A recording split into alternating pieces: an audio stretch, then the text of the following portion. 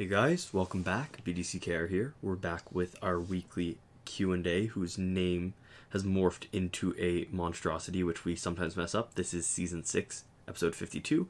This is our P&Q&C&A&T videos, technically. It's a Q&A. It's also a podcast. If you're watching this on YouTube, check out the links in the description for all the major podcasting platforms. And I think we don't need to beat a dead horse about it. Yeah.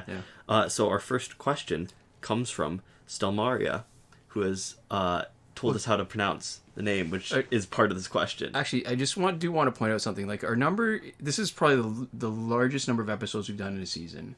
Yeah. And I always felt like there was some sort of separation between one season and the next based on just something that we're doing differently or something happening in the game.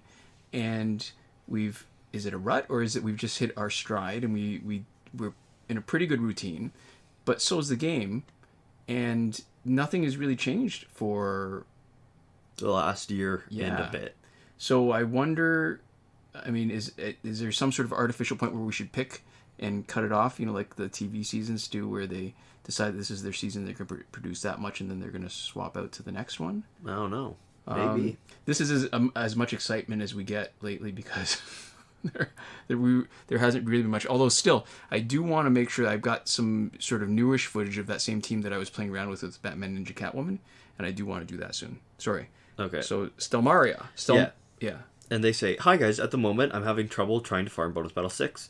I currently use Jessica Cruz and Metal Catwoman, but I need suggestions as to which characters would be worth it to Elite for mainly farming purposes, as well as your opinions on whether special-oriented or basic damage-oriented gear is better in general for Bonus Battle 6. And then it's the FYI, it's pronounced Stelmaria, and I'm male. I just like the daemon from the Golden Compass, because it's the daemon of my favorite character, and someone having a snow leopard as part of their soul just seems too badass to me." And then also about our Neil Gaiman stuff. "Personally, I've always adored the Graveyard book, but American Gods is beautifully written as well, and Coraline was the first Gaiman book I read. I'd really recommend checking out the His Dark Material series. It's very good in my opinion." So Okay. there we go. Yeah, I'm a huge fan of Neil Gaiman. My first Neil Gaiman book was actually Black Orchid. I mean, if you count books, I mean, I think back in the day, there was still a lot more snobbery when it comes to comic books. And there was something, though, about Black Orchid, because the art was Dave McKeon, so it was painted, and it was more realistic. Yeah. And it was that age where, like, it was just after, it was the third, I think, they did those prestige, was it prestige formats? So those, where the binding was not staples. So Dark Knight Returns was the first one. The second was Green Arrow Longbow Hunters. And I believe the third one was Black Orchid. So it was fancy, and they really made a big deal about it. And all those books, well, maybe not the Green Arrow. The Dark Knight Returns definitely was like a huge deal. It was not only like a sort of groundbreaking kind of story where it screwed comic books for a while, where everybody thought stuff had to be grimdark, and that's what was so good about it. Yeah. But it was also, they really pushed at the time. $5 for a comic book was huge. Like, that was really expensive for what had been sort of a throwaway kind of medium. Mm-hmm. It's like the midway point between an actual like book and like newspaper. Right. Because back then you could actually get like a paperback book, I think, for $5. Yeah. So you really were paying a premium for the quality of the paper, the quality of the binding, and at that time, the quality of the stories. So anyways, Neil Gaiman, and he's always been such a nice guy. Every time I've met him, that's part of the reason why I think it's so easy to like his books, because I go in with the mindset of, this is a decent human being. Mm-hmm. He tells really great stories, but I also want to support him, so I'm ready to like it. Yeah. It just happens, I guess, now that he's just huge. Mm-hmm. And he's pretty active in interesting ways on social media. Like, he's one of those people that will like retweet you, or who will like reply to something like about him on like Tumblr or something every once in a while. I got a retweet from Neil Gaiman. Yeah. I won't say which one, because I don't want to dox myself like you were saying last week. But so to answer the question, there's a bunch of different parts for it. And I think the easiest and the most obvious part is about gear. Special-oriented or basic damage-oriented gear is better in general for Bonus Battle 6. It depends on what gears you've got.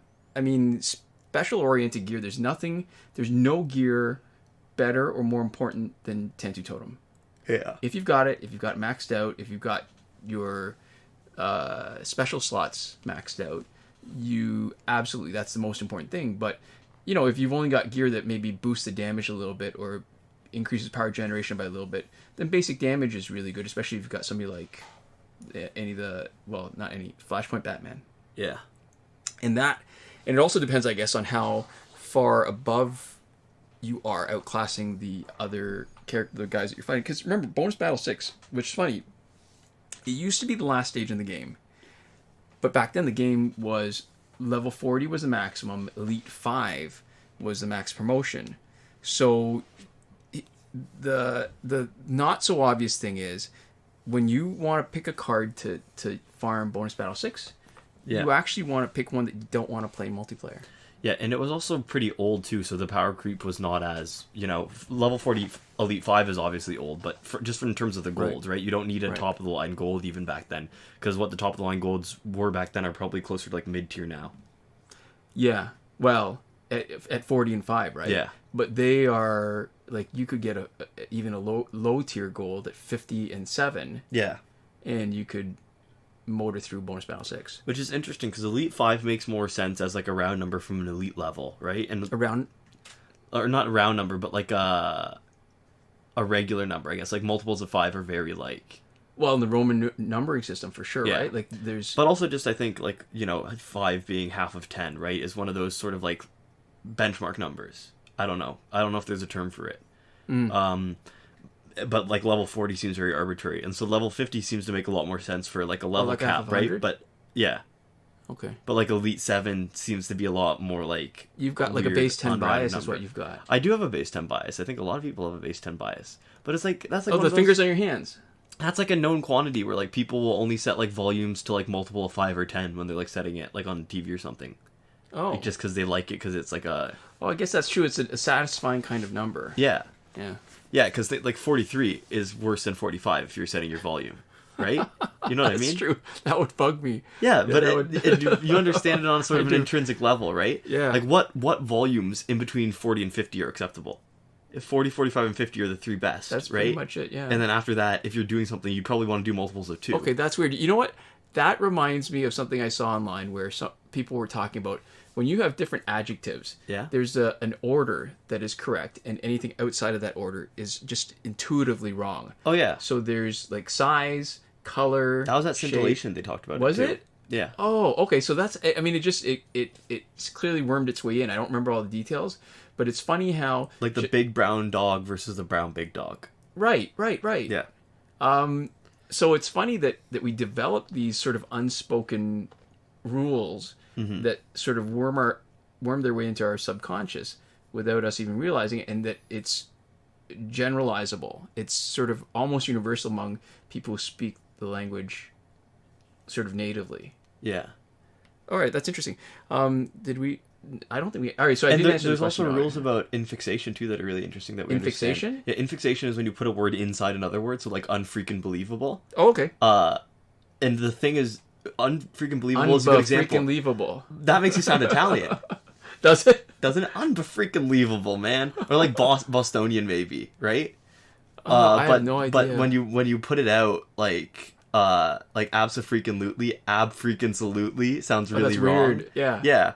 So there's a lot of inherent stuff like that. But yeah, so for volume, right, like multiples of 5, it makes a lot of sense. Where I think, like, if you're talking 40 to 50, it's like 40, 45, 50. And then the other ones that are worse than that, like one tier below, is every 2. So if you think, like, 44 and 46 would both be, like, all right, but a little bothersome, right? Right. But then, like, odd numbers are really just like, why would you do that? Okay, so that's... All right, so that's weird to me because, all right, and again, I don't want to dox myself, but let's say when you're talking blood pressure numbers, intuitively... the normal blood pressure readings are multiples of 2. Yeah. Because on the sphygmomanometer, which is what you use to measure blood pressure, the increments are typically when you have like a classical one that has the mercury in it, which is way better because it doesn't need to be calibrated. The actual physical properties of mercury don't change. Yeah. So once it's been measured out, it always works. So anyways, it's in increments of 2. And so you can't get more accurate than 2. So if you're using odd numbers, you're either making it up or you're using an automated cuff that gives you readings in increments of 1. I have a good guess as to why it works. It's the same base 10 thing, right? Where you can have a whole number of 2s to make 10, Right. and a whole number of 5s to make 10, and there's no other unit that's in between 1 and 10 that does that. Right. So when you have, when you the only other thing that you could do is 1, right? And 1 is sort of just like that single Right. unit off like a nice round number. Right.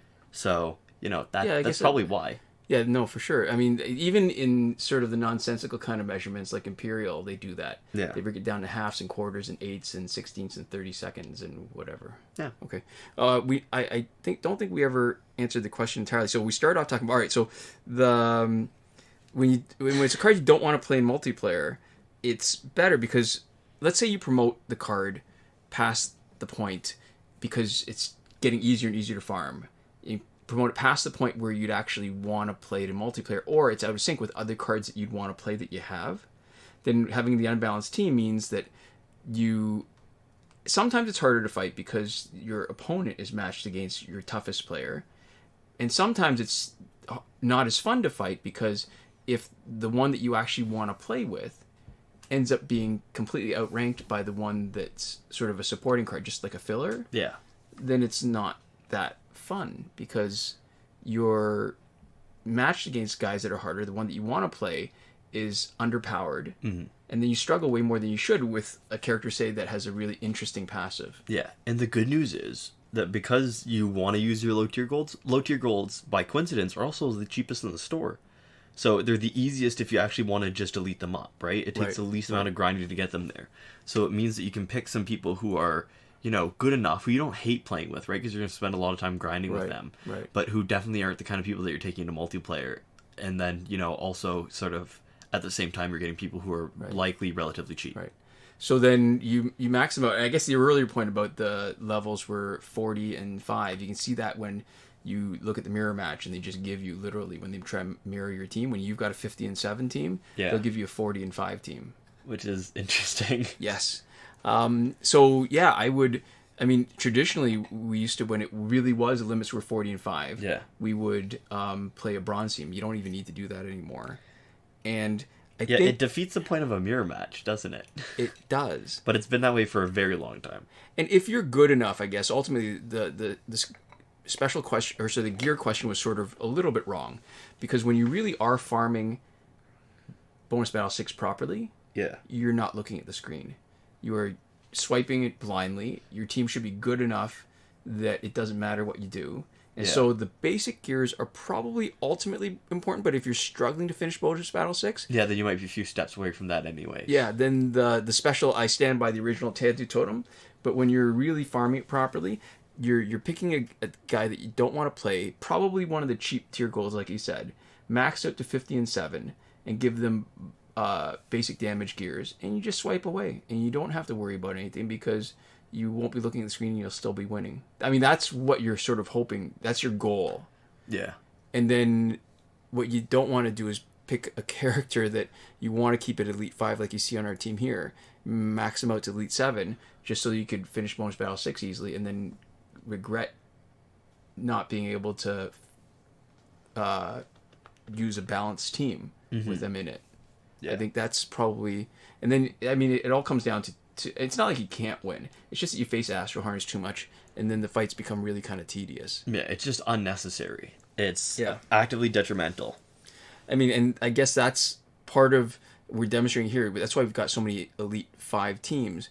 I mean, somebody asked in the comments, and it was answered a couple times actually by viewers. But we get maximum battle points. The fights have a lot of variety and they're more fun. When we want to farm because there's a good multiplayer reward, we don't have to. We take very little time to do it. Mm-hmm. And it just makes a lot of sense because you can't downgrade a card without hacking. That was one of the things that we talked about, I guess, like maybe a couple years ago, where if they had one feature that we could add. I don't think that was a couple years ago. Was it? I think that was not that long ago. Okay. I don't know. It's hard to tell. When I say not that long ago, like 4 months maybe? Yeah, well, if they had a feature, one worthwhile feature that wouldn't cost them anything would be to let people downgrade their cards, just not let them re-upgrade them again, because then you'd have to earn it. And then people would have a little bit more flexibility and be able to play the way they'd want and enjoy, I think, the game a lot more. Mm-hmm. Yeah. So there we go. Our next question comes from Snipes. and they say, could you add timestamps at each question? So if you want to find a certain answer, you could just skip to that. So we've had this question a lot. Maybe not recently. And so what's recently now? I mean, those ambiguous words recently. It doesn't feel like we've talked about it in the last year or so. Because this used to actually be something that happened, but it just wasn't something that we did. We had a commenter who would do that for us. iProfit. Very patron. consistently. A patron. Patron and commenter, Yeah. And so it probably, I want to say it probably mattered more when it was more injustice kind of, it was less us rambling and more informational content. But I sort of have an issue with the principle of the idea of putting timestamps, since the effect is that it limits viewership. Yeah, or I guess you could argue, though, that if the timestamps are there, it would make people watch the amount that they wanted to instead of not watching at all, potentially. Yeah, no, I'm okay with it. Yeah, I'm okay with that. Because here's the thing. Would it be even better if we just didn't bother listing the questions? Like, do people actually, like, how often do people, besides when it's their own question, right? Clearly, because we give credit to people who ask the questions, we list their names in the description. Yeah. Would it be, except for those handful of people, does anybody else really care? I'm curious. Like, I'm like what people's usernames are, or just who the questions that are being asked, or who's asking the questions, or I bet people do. Yeah. Not who's asking, because names are largely meaningless, probably. But I mean, maybe, I don't know. But I feel like as one of the contributors to this, part of me probably wouldn't listen to this. I find, though, that the actual interesting parts that we get to, where we have a conversation, and the parts where we actually ramble off and use the question as a sort of a starting point and go into the weeds a little bit. Yeah. I use that expression a lot. You taught me that. Did actually. I? Yeah, into the weeds. I like I have a picture of, like, vermin hiding in, like, really tall grass and other kinds of weeds. And it just makes me happy thinking that every time. Oh, see, for me, I imagine somebody looking for a golf ball that they've hit right into, like, the edge of, like, the lake, where that's, like, the marsh area next to it. Whoops. Some metal that I dropped. Yeah. Where I'm imagining somebody wading through it where they got a little lost in the weeds. I don't know. That's interesting. Yeah. Yeah, so I guess along the short of it is that, like, at the end of the day, too, is doing timestamps it's just more work, right? That's true. I think the best case scenario is that we would have to consistently remember every time we started talking about a new question to drop stuff. Yeah, my pants are slippery. They don't have a lot of what? They don't have a lot of traction. I'm wearing sweatpants, so they don't have a lot of traction on them. So I put my phone down and it just slid away from me. Yeah, but we just have to remember consistently to timestamp every time we started talking about a new question. And I just think we'd forget, and it would be, not particularly consistent. Yeah, it'd be a little bit frustrating, actually. Yeah. And so here's the thing, too. I mean, we've said this about a bunch of other stuff. I mean, originally about putting out a podcast, about making up a list of the events. Doing a Patreon in the first place? Yeah, that's probably the best example, actually. Yeah. So there's things that I've thought in my mind that I would never do, and it feels like timestamps is one of them. But I guess if there was any chance of that happening, it'd have to be something that our patrons wanted. Mm-hmm. And I'm not entirely sure that it would happen if our patrons asked for it, but I think if there was going to be a chance, that's where it would start from. Yeah. It's interesting, because there was a while where we didn't like the idea of Patreon on principle, because we thought it was for people who were using the money directly to make art that they couldn't otherwise, and we're like, well, This is not art, we're gonna make it anyways, who cares? And it felt a little bit like double dipping. Yeah, but then people seem to actually enjoy or at least feel good about supporting us, right? Where it was like a net positive for everybody involved, and they were like, you know what, actually, maybe who cares? Yeah, no, and you know what I like too is the little end credits that we roll at the end. I'm actually quite happy with that, where I feel like they're getting something out of it at least, right? Yeah. Like some acknowledgement, like some public acknowledgement that they really are a part of this whole process. It's a very similar feeling to me when I see people who comment pretty consistently, right? Yes. Where it feels like they're engaged and actively participating in the channel, and the channel would not be here without them in a very real way. And I think definitely wouldn't be the same. yeah, and there's like a small subset of people who, like, when I see comment, I'm like, oh, I know this person, right?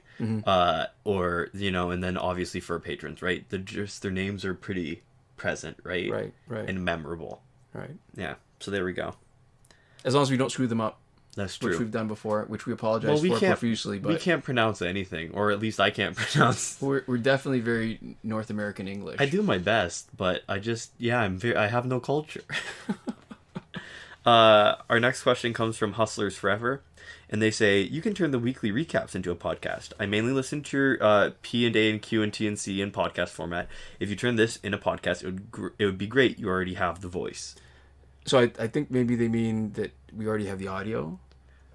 Maybe because it seems like, or it might be we have the voice for podcasting. But that doesn't change whether we actually do it. Doesn't make it any easier, right? What makes it easier is that the footage is there the same way we have the footage and the audio track. Yeah. So maybe English is not the first language. Maybe I don't know. I think that's just a turn of phrase. I don't know. To me, you already have the voice.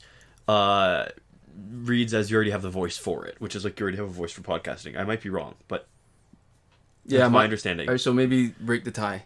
We have different understandings. Only Hustlers Forever can settle this for us. So this kind of question is always a little bit interesting, especially when it says something like, so the quote was, I think it would be great. So it would be great for who? I mean, you touched on this in the last question, right? So it is a little bit of extra work. I mean, I know the audio is there, right? Yeah. So it's not a lot of extra work, but it means another upload.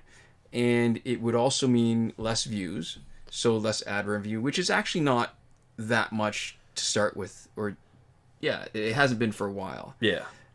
So the stickler for me is an aesthetic one, and the obsessive parts of me think, well, it's short enough that do people really care about it to be able to pull it and listen to it when most of the update stuff on the go, is right there at the beginning, right? Like it's just, we talk about the stuff, we've got a set routine, you take a look at the events, you want to see the video, like, because then you can see the stuff that's there, because we repeat the video, but if you listen to it consistently at all, you can also probably almost even jump to the right time period for each thing, right? Where it's usually around the 10-minute mark where we start talking about the glitches, right? Lately it's been yeah for the past little while it's been like decently consistent, over time. There's a high correlation in the length of the video and what we're talking about. And so I mean, I think for people who just want to hear us talk, right, like for Hustlers Forever, I don't know if they're consistently like looking for the updates, but it seems like if they're playing Injustice still, they might not even need to see it, right? Because the amount that changes week to week is not too much, right? If they're just trying to listen to the sound of our voice, honestly, you're much better off with the podcast, I would say. And there's hours of that. Yeah. There's literally a lot of it at this point. I mean, you could listen to us for a couple days. 52 episodes, right? Is how long we've been doing this podcast for. Plus the bonus, yeah. Is this the first P season? Didn't we? I think, isn't it? Or is it? It must not? be, yeah. Maybe this is the first P season. It might be. Either way, there's at least 52 episodes, give or take, unless we've forgotten it, uploading any. Yeah, and part of me wonders, too, would it just junk up the notifications? Because, I mean, we've selected out a particular audience, which is the ones that want to listen to the Rambly weekly video. So for them, would having like a 10 to 15 minute recap of the week every week come into their notifications, would that junk it up? I mean, I think we'd have to do another feed. Like, I would put... so you can do that? Yeah, you can do it. Or we might just have to make another account, but yeah, it's not that bad. See, because that's the thing, is that I would be willing to post random other non-regular content on our current feed, but I wouldn't be willing to post, like, the Q&A, Right.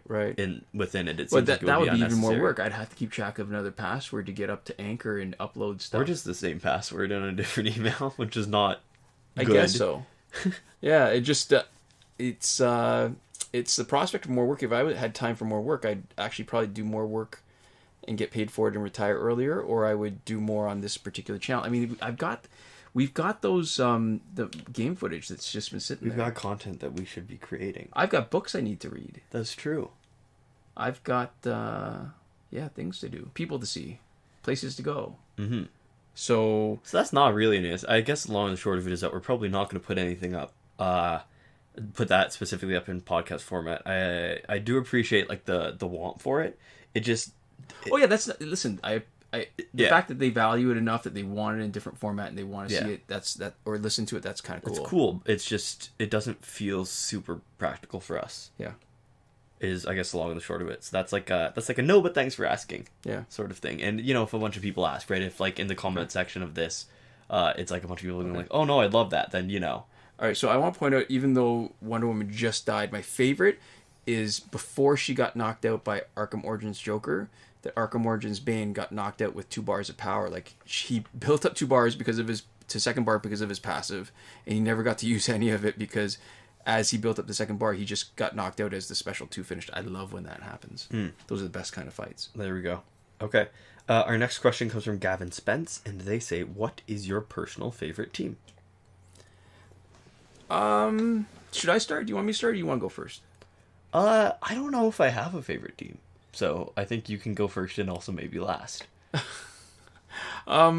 There's 2 kinds of favorites. There's the favorites that I like to play in different situations, like when I'm grinding. Yeah. I like the best teams, like the fastest teams, and I think I found my favorite Phantom Zone grinding team.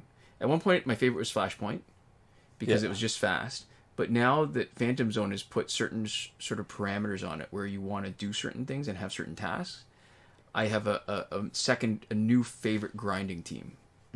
And I mean, it's probably no secret that we're displaying it here because we did it the last time the Phantom Zone was around, but I think that's the other video we could do, is an explanation of why this is the best team and why it works so well, and with a demonstration of a couple of speed runs through Phantom Zone.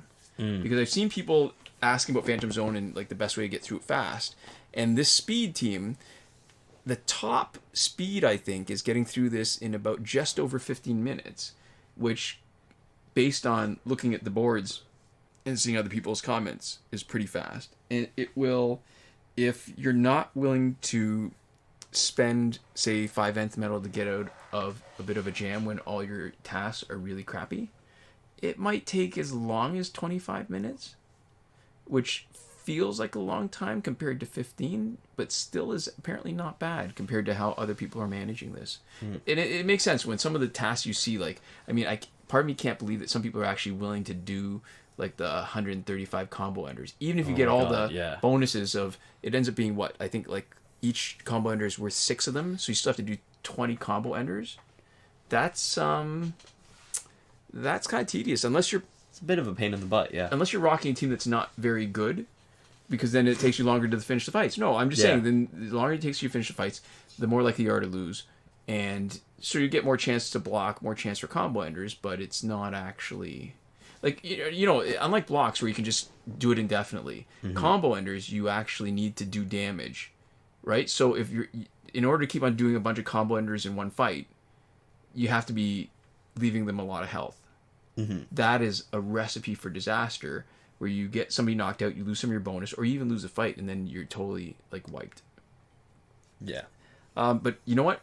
I gotta say, my favorite team is probably still the BDCKR special, which is with Regime Green Lantern, Elseworld Flash, and Containment Doomsday. Pickle Suit Doomsday. Pickle Suit Doomsday. Yeah. Because he looks like a pickle. It's a very deep joke. There's a lot of layers. It might take a minute to process. And if I remember to put a link in this video, I guess at 28.5 minutes around, I could put a link to the playlist we've got of that team where, I mean, at one point before it got really unbalanced, and I think maybe it's still a viable team, we were playing around with giving it as little gear as possible. Like a gear score of, I think we got as low as 133. And still have it be a competitive team, like a winning team. Yeah. See, one of the teams that I remember most fondly no longer exists, and that was just the team with Red Lantern Hal Jordan, right? Oh, I quite liked when that was there. And similarly, like OG Ares team, right?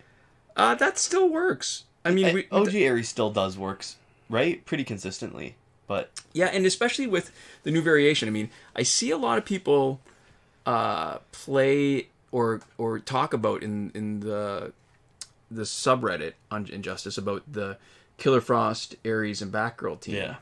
But I think in the new kind of meta, where there's a lot more people who revive, like with Necron Scythe, or with the Blackest Night Hawk Girl team, Yeah. or with the Fourth World Gear set, that you're actually going to run into trouble because Ares it's a one hit super, lots of splash damage for sure, but if they Those block, revives are a little killer. yeah, and if they block, it no longer crits, so you end up with Ares all of a sudden with no power. You got to tag him out. If you relied on back row for a second bar of power, then you have to have him sit out for a while in order to build up to special 2 again. So you have to rely on back row doing a lot of the heavy lifting. So it's not like a bad team, but it takes longer. If anything, I think Hawk Girl would almost be better than Killer Frost. And here's the thing: Killer Frost dampens power. That's why we used her originally. But with Tantu Totem, it's less of it protection than it used to be. Mm-hmm. So I actually like our Red Lantern Hal Jordan team better, because what it does for Ares is, if there's somebody with a revive at the beginning, what you do is if it's anything related to gear, you shatter all his gear before you bring Ares in, and all of a sudden you've got basically a bare opponent. Yeah. And you totally wipe the floor with them. Mm-hmm. Yeah. So there we go. Our next and final question before we just get into the rambling comes from Dr. Ruz, or Dr. Ruz. I don't know how that is going to be pronounced. /who. And they say, where can I ask a question? And somebody maybe not so helpfully commented, but in a very funny way, said, you just did. And then it's not written here, but Dr. Rose came back with the it was like looking at like the glass half full sort of side of things or something, or being cheeky. Like, I like that. Yeah. But I guess the long and the short of it is, you ask a question just by commenting. I mean, we pick them up wherever. This is where we look the most. Sometimes we'll pick up stuff from our patrons. Sometimes we'll pick up stuff from the subreddit. I mean, I used to say forums, but really the Game Facts forum is kind of dead. The official forum died a while ago when they switched over, and that was sort of the beginning of the end. But the subreddit is still reasonably active. Yeah, and if we ever accidentally reveal our address, I'm sure you can mail us something too. It's going to happen one day. We're always getting closer. Okay, this is true. So that's it for the questions? Yeah. So, all right, so there's a few things I wanted to talk about. Do you have anything that's struck you over the last week or so? I don't have anything in particular that struck me. I found a new mobile game that I quite like called Overloot. All right, which is a really interesting format. Yeah, it's just it's an RPG. It's a mobile game? Yeah, it's a mobile game. But mobile RPGs are hard, or right? It's not exactly an RPG. It's like an RPG style game. It's weird. So it's basically like inventory management, the game, where the idea is that you've got a sword slot, or you got a weapon slot, a shield slot, and a helmet / armor slot. Okay. And so every time, that's sort of like Mortal Kombat X mobile. A little bit, but basically you're auto battling. And every time you defeat an enemy, a bunch of items of various rarity drop down into the bottom half of your screen, which is like an inventory, like a grid system inventory with space. Okay. And what happens is you can combine 2 of the same item. So you can combine shields or helmets, and each of those are 2x2, or a sword, which is 3x1 vertical, or a dagger, which is 1x2 horizontal. Right. And basically what you're doing is, on the fly, as you're beating each enemy, your inventory is slowly filling up, and you have to keep your inventory manageable by combining stuff to keep the size down and upgrading its tier. And then everything has durability, so because you're auto battling, your stuff is getting broken. So break. Okay. Yeah, so you're managing keeping gear so that you can make it high level and putting in your gear. And then, slowly they add little stuff on top, like healing and stuff, and other items you can get little effects. But it's a really interesting mix of like an upgrade heavy, like auto fighter RPG style game, and like inventory management, where I think it's almost like a little puzzle game. And what's cool too is that it's very based off of making money. So at the end of each level, making money, like making real money, or making in-game money? In-game currency, yeah. All right, yeah. So at the end of each level, you get to sell all the gear that you didn't use, and the higher the tier, the better. So there's the really interesting balancing act of using good gear, but not the best gear, because if you can, you want to keep it, let it be all your high tier stuff, filling up your inventory, and then sell it, right? To basically get more out of the... But why don't you want to use it? if it's higher tier gear, it usually means it's better, right? If it's higher tier, well, the thing is, it has like durability. So like over the course of each like game, you'll be using like a bunch of gear and it'll be breaking, right? Because each round is only like I think like 2 minutes or something like that. Like it's pretty short, and you don't take gear from one round to the next. Like the thing that you get to keep consistently is your money and your resources Right. for upgrades. So it's an interesting balancing act. It's a lot of fun. I'm finding it, a nice quick thing to pick up and play for a short amount of time. It's not exactly, like Injustice, it doesn't appeal to the same sensibilities, but I've been having a lot of fun with that recently. That's cool. Yeah. That's a recommendation, maybe. It's free. Yeah. You have to watch a lot of ads for it to get the most out of it. There's a lot of features that generally benefit you. There's no mandatory ads. Right. But there's a lot of opportunities for optional ads, and I find myself watching them a decent amount to get that. So that might be a little annoying for some people, but... Okay, that's cool. Yeah.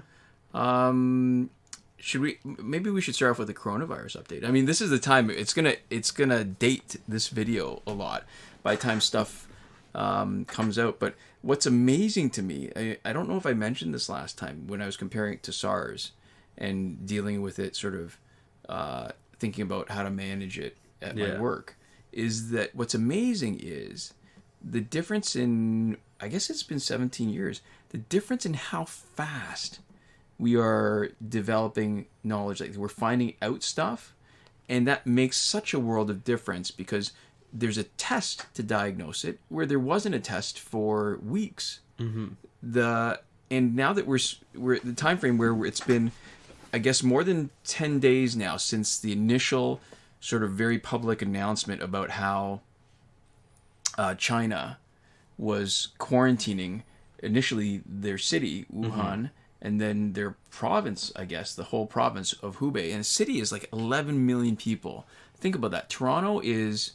6? Or maybe? I think there was an estimate that they're going to be 8 million soon. Yeah, so maybe it's 7 point something. So it's kind of ridiculous to me. I mean, I can't imagine anybody being able to quarantine Toronto and shutting down the city so that nobody can go in or go out. There's just no possible way. And I guess so. Here's the interesting thing. It never. In 2019, we had 6.1 million people apparently. Okay. So that, I guess that's just they're planning not necessarily for this year, but just the idea that at some point we're going to have That's to have fast capacity growth, because I'm reading something that says it had an estimated population of just over 2.8 million in 2016. What? That seems wrong to me, but that's a huge difference. Okay, so here's the argument, and intuitively it seems like a good one, but I've been seeing alternative arguments that make a different point. So, it might be Toronto versus the Greater Toronto Area. I don't know. Oh, that's true. Yeah, Greater Toronto GTA is going to be way bigger, and that also includes, like Markham and Vaughan. Yeah. And Mississauga. Yeah. So, people are making the argument, really just shut the place down. No flights into your country from China, and just stop it completely, right? Yeah. Oh, okay. So yeah, in 2016 it was 2.7 million, and in the GTA it's 5.9 million as of 2016. So I don't know what so that makes sense. The recent data is, but when it's that many, it's probably the GTA. Right. Which includes us. This is true. We are GTA. What was the point I was making? So it seems intuitively reasonable to say just no flights from China. Yeah. No travel, nothing. The argument against it, and the more I see it, the more compelling it is, because we're seeing it really in effect right now. Yeah. Where they're not banning flights, but they're screening people, and there's a lot of people who are, say, coming from other countries where they're self-screening and self-quarantining, and we're seeing it 10 days after everything started, that the numbers haven't jumped up much outside of China. Yeah. And I gotta believe that some of the jump in China isn't an actual jump, but is the Chinese government being willing to increase their numbers as they're under greater scrutiny. Because to me, the difference is that now we're seeing what the effect of the measures taken a week and a half ago were, because now we're past the incubation period, right? Yeah. So any new infections over the last week and a half would have been due to what had already happened? Yeah. Not much has. So those extra measures haven't made a big difference. And the argument that people make about why it's not really that great to try to ban people is that when you ban people, what you do is you lose the ability to track the really motivated people who are coming anyways. And you lose the opportunity to trace their contacts, to inform them, to make sure you know who they are, because they're sneaking in through unofficial channels. And that's actually more dangerous when you've got something where you are no longer, never mind containing it, you're no longer able to even follow what's happening. Yeah. In terms of interesting arguments, I actually have, if we're okay to jump from this to something else. Yeah. So the one podcast that I really, really love is Behind the Bastards. Huge recommendation. It's a lot less family friendly, if that's a concern for the people listening. But it's super interesting. And I was listening to one of their most recent set of episodes, I believe, actually, recently, about the Black Panthers. Okay. And first off, it was super interesting to learn about them. But I have... Oh, you know what I love about them? What do you love? I love the fact that because of the Black Panthers, at one point the NRA was in favor of gun control. Yeah. I love that. There was a bunch of stuff that I love about them. I love the way that they speak in a way that is super accessible, because they were accessing populations that did not have equal access to education. And so they were incredibly approachable as far as scholars go. Right. I love a lot of the stuff they did, but I heard the only good argument, or not the only good argument, I shouldn't say that because I haven't heard every argument. I shouldn't make that sweeping of a claim. But for the most convincing argument that I've ever heard for not having too much gun control, in the context of them, right? Because one of the things that the Black Panthers would do is they would patrol, and they would find police officers making an arrest, right? And they would show up with legal firearms, so they would have like assault rifles or stuff like that, right? And they would read out or recite from memory from the Constitution the rights of the people being arrested to the people being arrested in front of the officers. They would give them basically like constitutional advice based off of what their rights and freedoms were as they were being arrested by people. Okay. And so they would just show up and, one, just be present to see whatever the officer was doing, to witness it, but also to be able to actively basically provide counsel on the legal rights to the people being arrested, which I think is really great. And so, you know, they Robert Evans, who's the host of Behind the Bastards, was talking about how, you know, in situations like that, you know, having a gun is actually pretty important. And it's not in every circumstance that you need a gun, but when you are in a situation in which there are people who fundamentally treat you as lesser than them, especially who are frequently violent, being able to legally own guns, you know, or I would argue that it doesn't always have to be guns necessarily, but like in that situation, the fact that they were allowed to legally own guns and show up and have sort of firepower in a way that did not put a bigger target on their backs in terms of the law, right? Like they couldn't be, you know, functionally controlled, right? As easily, where it's important to have guns. And when you increase gun control laws, one of the first population to lose out are like the minority groups who, if anybody should have guns, should probably be the ones with them. But that was the maybe unspoken intent, right? Like, I mean, it's typically you're not going to get racists saying, hey, I'm going to do a bit of racism, right? Yeah. So you have to make inferences on what you see. Yeah. And the intent, it seems like, from what I've read, the intent of gun control laws was to keep guns out of the hands of black people. Yeah. So that's one of the sort of interesting anti-gun control things, because you always have to, you know, as much as you would like things to be entirely different, like as great as it would be if nobody had any guns, period, right?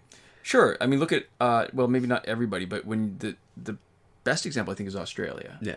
Where they had relatively free access to guns. Then after some very sort of, I don't know, what's the word for it, notorious mass shootings, they decided to really limit gun availability. And since then, they've had very few deaths by guns. Yeah, but I think when you look at it from terms of like being sort of protection or a facet of peaceful rebellion, right? Mm-hmm. As a minority. Defiance. Yeah. I think that's actually like a compelling argument for saying, well, you know, if we just try to increase gun control, these are going to be the people who are dinged first, right? Right. Where it would be great if we didn't need them, but from the position that we're at, sometimes some people should benefit from having guns. Whether or not you would say there's other options, right? That's one way to actually produce positive change. But I guess underlying the fact is the assumption is, given what the situation is, that's true. Yeah. The issue then becomes, we should be trying to fix the racism. Yeah. And that it's only effective if the people who are marginalized or oppressed visibly take up arms. Mm-hmm. Right? Because you need to create that kind of, like, without the actual presence and the fear, it's no longer a check or a balance. Mm-hmm. It just is, and it doesn't matter to people, and it doesn't affect any kind of change. The way, like, the Black Panthers were clearly very vocal, they were very visible, they were very public, and they were, I mean, seriously, can you imagine the NRA as it exists now? Yeah. Who, after a mass shooting, say, this would have, we just need more guns. Yeah. More guns would prevent gun violence. Having them say, we need gun control. Yeah, it's really listening behind the bastards. Like, I'm not even going to try to sort of half parrot any of their points because I would absolutely not do them justice. Link in the description. Yeah. If we remember, I'll send that along. Yeah, sure. Because I don't want to not do it justice. You really it's like one of those, how when I tell a joke and I don't remember the punchline properly and I just screw it up and now I spoil the joke for you forever because you can't hear it without knowing. But there was just a ton of it. There was a couple quotes that really stood out to me that were just like, wow, that's really powerful. Like, just it's definitely something worth checking out. And Behind the Bastards in general is quite good. The old stuff focuses more on sort of like history, right? And the newer stuff tends to skew more towards looking at people in things like the alt-right. Like contemporary stuff. Yeah, more contemporary stuff. And I think both are really good. The past stuff is easier to be more entertaining, easier to laugh at, right? Because it's more divorced from us, right? It's not so painful to be listening to it. Yeah, and it does. I don't know if I've ever done a plug for this on the podcast before, but what it does incredibly well, what it does a really stellar job at, is being entertaining, talking about atrocities without feeling like they're taking them particularly lightly. I feel like it treats them with an appropriate level of respect. Okay. Yeah, where every once in a while, people they're joking about like horrific things, but they're like it's that uncomfortable laughing, being like, yeah, that's awful, that's terrible, like these are terrible people, and he's like laughing through it, but it's not like, you never feel like the wrong person is at the butt of the joke, or the reason they're laughing is ever because, it's funny that this happened, right? It feels respectful to me, at least, right? And I could be wrong, but that's well, at least the feeling that I get from it. Yeah, that's sounds like they're hitting their mark then. Yeah, right. You never want to alienate people and make them sort of grossed out. Like, that's clearly not what they're going for. Yeah. And it's also consistently entertaining to listen to Robert Evans be really bad at podcasting, like, not actually, but like by his own admission, where he just like tosses stuff around the room constantly and is just like, he'll just start something and he's like, I'm really hungover today, and he's a great like researcher. He's really compelling to listen to, and he is constantly, it seems, just moments away from like falling apart. Not falling apart exactly, because it seems like he has his stuff together, but just joking about like being a hack and a fraud consistently is the kind of stuff that I enjoy listening to. See, this is, and all right, so there's that intersection between what's so great about a good podcast when there's more than one person, and what's so great about a panel at a convention. Is that what you're doing is you're listening to a curated conversation, where the people that are involved have a certain expertise and knowledge that they bring to it, that's not just entertaining but enlightening. Yeah, so you should be listening to that instead of this, probably, is I guess the ultimate takeaway. So maybe this is the gateway drug. If you listen to one podcast this week, make it Behind the Bastards and not BDCKR Gaming. Yeah. We still got some footage. Can I mention a couple other things that I found interesting? So I read, and I'm going to link this in the description, I read an article about how air filters improved student test scores with zero other intervention. And it ties in really neatly to something else that I saw that was an article about how there's a scientist, engineer called Claire Patterson, who he was researching the age of the world using, I think, something to do with lead as far as dating stuff. And lead? Not like carbon dating? I can't remember the exact details, but what I was left with was the bottom line, which overwhelmed everything else I saw in the article, was that we were poisoning ourselves with leaded gas, and nobody realized it because there was just so much money to be had in... All right, so first, leaded gas, gas doesn't come with lead. They added lead to decrease knocking. Knocking is what happens in an engine in a car when you get explosions that don't happen where the car can actually harness the explosion to power pistons. It just happens, and it's a knocking sound. And they spent ages trying to find an additive that would work, and lead finally did.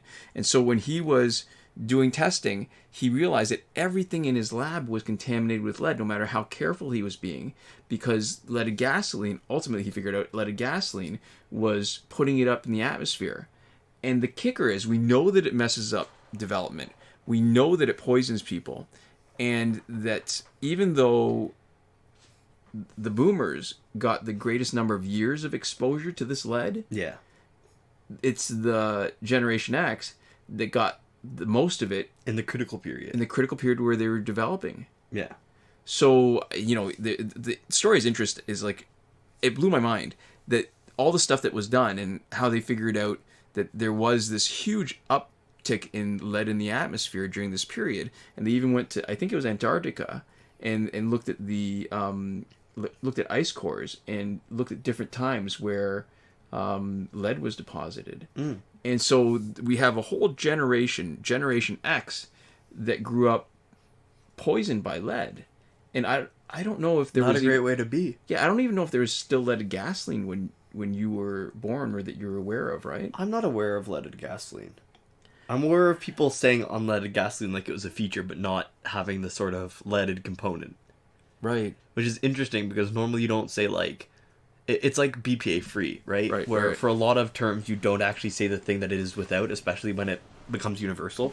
Because saying unleaded gasoline now is just saying this doesn't have that in it. Like, you could say ungolded gasoline too. You could say pretty much anything. It's like right? low-fat apples. Yeah, it's apples like you haven't put anything into it. Well, this is funny, right? Because when you're growing up and you see this, and it's sort of ubiquitous, every station has leaded and unleaded gasoline. Yeah, you paid a premium for unleaded gasoline.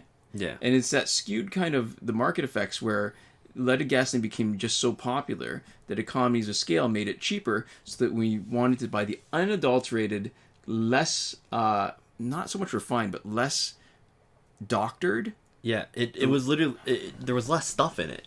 There was less work to make it. Yeah, and that was more expensive until they started phasing it out completely when they realized, I guess, that it was so. Actually, let me just read sort of a quote about what it was. Patterson had first encountered...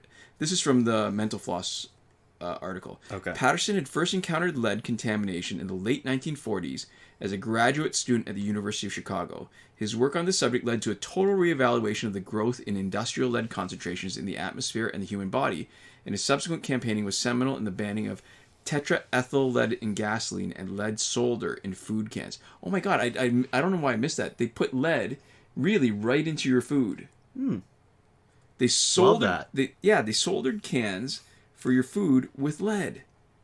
Oh my god. It's pretty bad.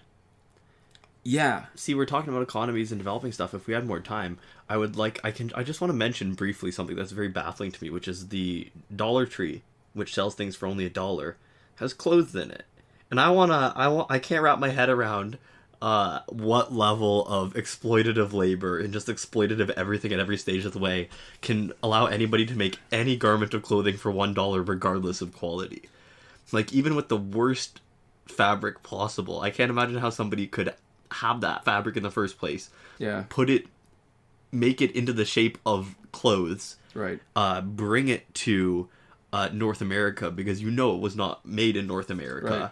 Right. And then sell it for one Canadian or American dollar. So, I mean, I guess the scary, or maybe even the ridiculous thing, the way the world is developed, is that I don't even know that necessarily that you're exploiting anybody anymore. It's possible, and maybe it may be probable, that what you've done is you've taken all the intermediaries out that are taking a cut for themselves. So you're saying it's not more exploitative than your average exploitative piece of clothing. It's just there's fewer people benefiting off it. I mean, what's happening, I guess, is you're right. Like, it's clearly you're saying it's not in North America, and that's so obvious because there are because you can't exploit people hard enough to make stuff that cheaply in North America. Right, minimum wage laws. Yeah, but there are human rights protections. Yeah, and we don't have time to get into that at all. Maybe we'll save that for next time, and we'll maybe talk about that when we run out of questions next week. Okay, so there we go. To finish up, first off, I'd like to say no shout-out this week for Eliza the Betrayer K10. You know what you did. This anti-shout-out has been brought to you by a steady flow of quality memes. And also a huge thank you to everybody who supports us on Patreon.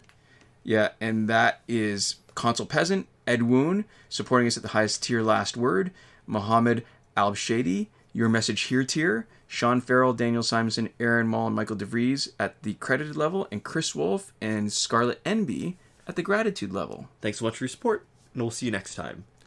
Komoda.